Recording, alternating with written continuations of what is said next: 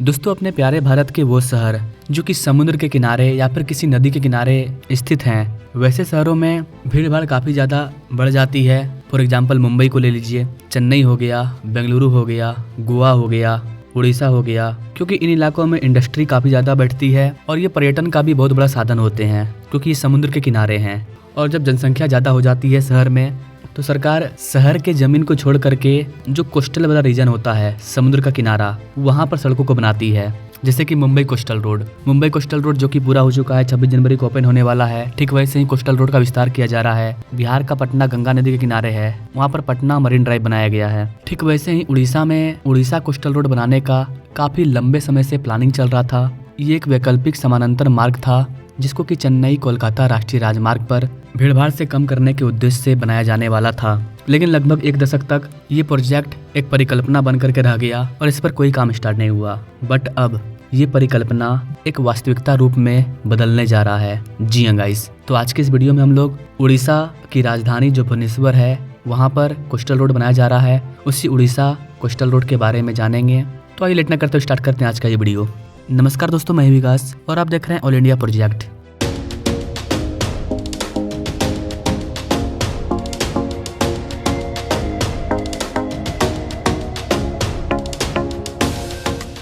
तो गाइस, आपको बता दें कि गंजम जिले के गोलापुर को पश्चिम बंगाल के दीघा से जोड़ने के लिए 2015 में एक राजमार्ग प्रस्तावित किया गया था। बट उस टाइम पर्यावरण संबंधी मंजूरी न मिलने और इसके संरेखण को लेकर लोगों के विरोध के कारण ये प्रोजेक्ट रुक गया। हालांकि संशोधित संरेखण के साथ दूरी को 415 किलोमीटर से घटाकर 346 किलोमीटर कर दिया गया और चिल्का बालूखंड वन्यजीव अभयारण्य और भीतरकनिका राष्ट्रीय उद्यान में पर्यावरण के प्रति संवेदनशील क्षेत्रों को छोड़ दिया गया। लेकिन उसके बाद भी ये मुद्दा नहीं सुलझा। सूत्रों के अकॉर्डिंग 4 लेन वाला तटीय राजमार्ग 2 खंडों में बनाया जाएगा, रामेश्वरम से रतनपुर से दीघा तक।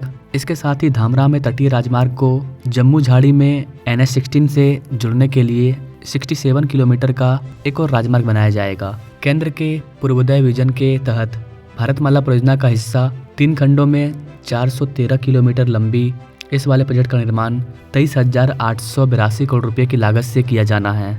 यहाँ पर गाइस, आपको बता दें कि ये same to same Mumbai coastal road कैसा नहीं होने वाला है। मुंबई कोस्टल रोड एक अलग है, लेकिन दोनों ही कोस्टल रोड है। मुंबई को डिजाइन किया गया है मुंबई के ट्रैफिक के अकॉर्डिंग, लेकिन ये समुद्र के किनारे चलता हुआ एक एक्सप्रेसवे होगा जो कि लंबी डिस्टेंस को कवर कर रहा है, एक राज्य से दूसरे राज्य को। लेकिन मुंबई कोस्टल रोड सिर्फ मुंबई शहर में चल रहा है, ये मेन डिफरेंस है। NHAI ने रामेश्वरम से रतनपुर तक 163 किलोमीटर लंबे सेक्शन 1 के लिए पहले ही निविदाएं जारी कर दी है।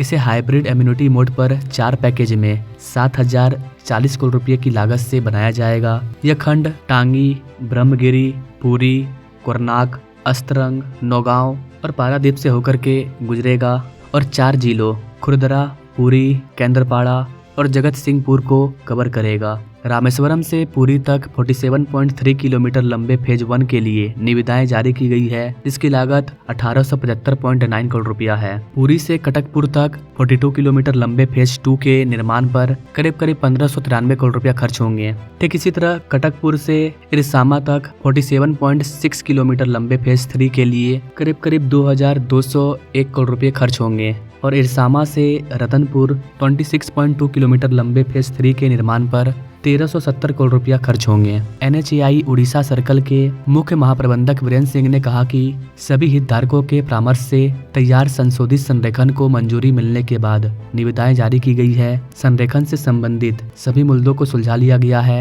उन्होंने कहा कि बोलियां 28 फरवरी को खोली जाएगी। जगत सिंहपुर जिले में परियोजना में बाधा उत्पन्न हुई थी क्योंकि लोगों ने पहले के संरेखण का विरोध किया था जो तट से 15 से 25 किलोमीटर के बीच था। अब संरेखण को संशोधित कर तट से औसतन 8 से 9 किलोमीटर कर दिया गया है। हाल ही में 4 जिलों में पर्यावरण मंजूरी के लिए जन सुनवाई शांतिपूर्ण ढंग से पूरी हुई है। खंड 1 के लिए 183 गाँवों में निजी, सरकारी और वन भूमि समेत 734 हेक्टेयर भूमि का अधिग्रहण किया जाएगा। अब तक 75% भूमि का अधिग्रहण किया जा चुका है। निर्माण मंत्री पृथ्वीराज हरिचंदन ने कहा कि भाजपा सरकार के वादे के अकॉर्डिंग तटीय राजमार्ग का काम जल्दी शुरू हो जाएगा। राजमार्ग का पहला भाग बोली प्रक्रिया के तहत है। उन्होंने कहा कि एक बार यह पूरा हो जाने पर राजमार्ग अर्थव्यवस्था को बढ़ावा देगा और तटीय जिलों में पर्यटन और रोजगार को बढ़ावा देगा। अगर उड़ीसा तटीय राजमार्ग की और लेटेस्ट अपडेट की बात करें तो जैसा कि मैंने आपको बताया, इसके प्रथम चरण के निर्माण कार्य के लिए बोलियां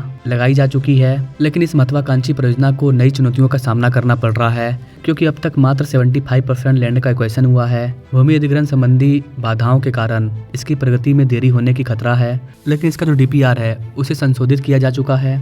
संशोधित संरेखन के अकॉर्डिंग 4 लेन वाला नियंत्रित ग्रीनफील्ड तटीय राजमार्ग उड़ीसा में खुर्दा, पुरी, जगतपुर सिंह, केंद्रपाड़ा, भद्रक और बालसोर तथा पश्चिम बंगाल में मिदेनीपुर से होकर के गुजरेगा।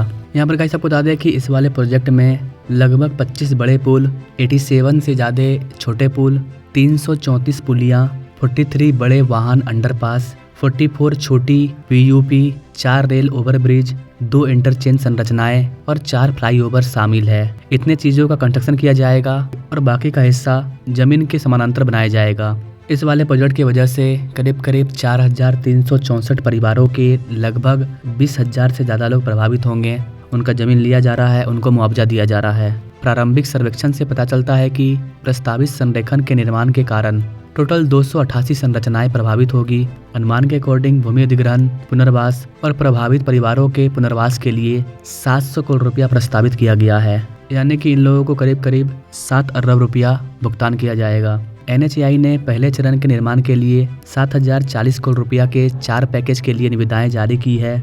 रतनपुर को दीघा से जोड़ने वाले राजमार्ग के दूसरे चरण के लिए संरेखन और डीपीआर का काम अभी चल रहा है। तो ओवरऑल देखा जाए तो उड़ीसा तटीय राजमार्ग, जिसे कि हम लोग उड़ीसा कोस्टल रोड भी बोल रहे हैं, इसका काम काफ़ी तेज गति से चल रहा है। उड़ीसा में नई गवर्नमेंट आने के बाद सरकार ने जो वादा किया था उसको अब पूरा करने जा रही है। टेंडर जारी कर दिया गया है। जैसे ही इसका टेंडर पास होता है, कौन सी कंपनी को ये टेंडर मिलता है और कब तक इसका ग्राउंड लेवल पर वर्क स्टार्ट होता है, जैसे ही इसको लेकर के कोई अपडेट आती है तो उस पर मैं एक अपडेटेड वीडियो ला दूंगा।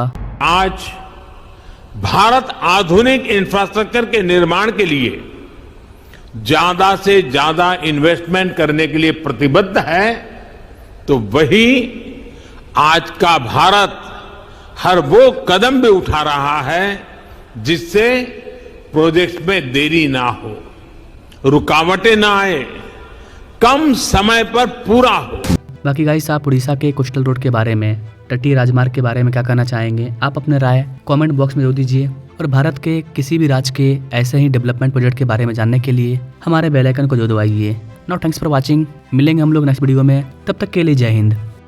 आज का नया भारत युवा भारत है, बहुत सारी एनर्जी से भरा हुआ भारत है। 21वीं सदी के इस तीसरे दशक में हमारे पास एक गोल्डन पीरियड आया है। हमें इस गोल्डन पीरियड के हर सेकंड का पूरा इस्तेमाल करना है। देश का कोई भी कोना तेज विकास की किसी भी संभावना में पीछे नहीं रहना चाहिए।